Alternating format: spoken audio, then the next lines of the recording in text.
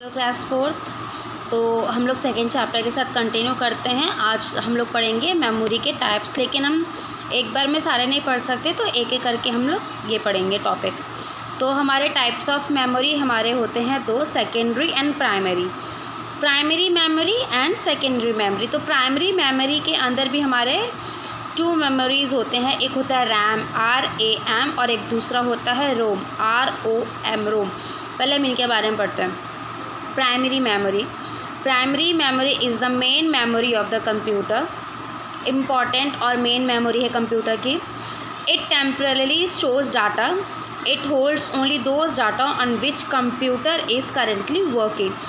ये वही data store करता है जो कुछ टाइम के लिए स्टोर किया जाता है या फिर करेंटली कंप्यूटर जिस पे वर्क कर रहा है। Next, primary memory is directly accessed by the CPU of a computer. ये डायरेक्टली CPU के थ्रू ही इससे वर्क होता है। It has limited storage capacity and data is lost when power is switch off। इसके अंदर क्या होता है, जो इसकी स्टोरेज होती है बहुत ही कम होती है, और अगर बाई चांस लाइट चली गई तो इसके अंदर का जो डाटा स्टोर होता है वो भी डिलीट हो जाता है। तो मैंने भी बताया था कि प्राइमरी मेमोरी के अंदर हमारे टू मेमोरीज़ होते हैं। एक होता है रैम, वो राम नहीं है, वो रैम है RAM, फुल फॉर्म है रैंडम एक्सेस मेमोरी, और दूसरा है रोम जिसकी फुल फॉर्म है रीड ओनली मेमोरी। तो पहले हम रैम के बारे में पढ़ेंगे। रैंडम एक्सेस मेमोरी एक तरीके का प्राइमरी मेमोरी है। जनरली ये मदरबोर्ड में होता है, मींस लोकेट ये मदरबोर्ड में किया जाता है, मदरबोर्ड के अंदर ये होता है। ये डाटा स्टोर करने के लिए यूज़ होता है, प्रोग्राम स्टोर करने के लिए यूज़ होता है, और उसका प्रोग्राम रिज़ल्ट जो निकलता है उसके लिए यूज़ किया जाता है। इसको हम लोग रीड और राइट दोनों कर सकते हैं। ये रीड और राइट मेमोरी है, मीन्स रीड भी कर सकते हैं और राइट भी कर सकते हैं इसके अंदर। ये टेम्परेरी स्टोर डाटा है, मीन्स इसमें जो हम लोग स्टोर करते हैं वो टेम्परेरी स्टोर होता है, परमानेंट नहीं होता।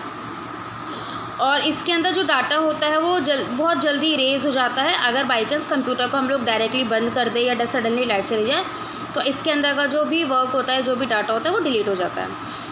रैम के अंदर भी हमारे टू कैटेगरीज़ है। पहला है SRAM that is static RAM, और दूसरा है DRAM that is dynamic RAM. तो जो हमारा स्टैटिक रैम है उसकी फुल फॉर्म बनेगी हमारी स्टैटिक रैंडम एक्सेस मेमोरी।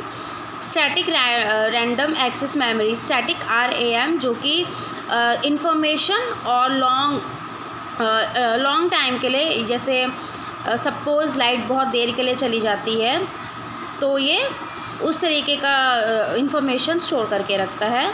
ये थोड़ा सा कॉस्टली और एक्सपेंसिव होता है क्योंकि इसमें जो पावर यूज़ होती है बहुत ज़्यादा होती है।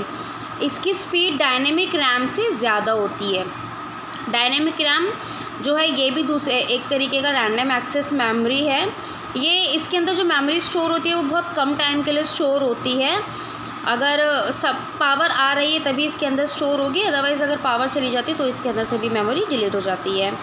ये स्टैटिक रैम से थोड़ा सा चीप है और इसकी जो कॉस्ट है वो भी बहुत कम है। दूसरा जो ये पावर यूज़ करता है वो भी बहुत कम लगता है, मीन्स जो इलेक्ट्रिक सप्लाई होता है वो भी इसके अंदर बहुत कम लगता है।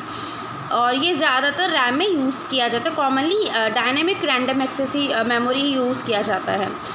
देन हमारा आता है रोम का जो टॉपिक है उसके अंदर बहुत सारे हैं हमारे ROM, PROM, EPROM and EEPROM, जो हम लोग नेक्स्ट सेशन में कंटिन्यू करेंगे।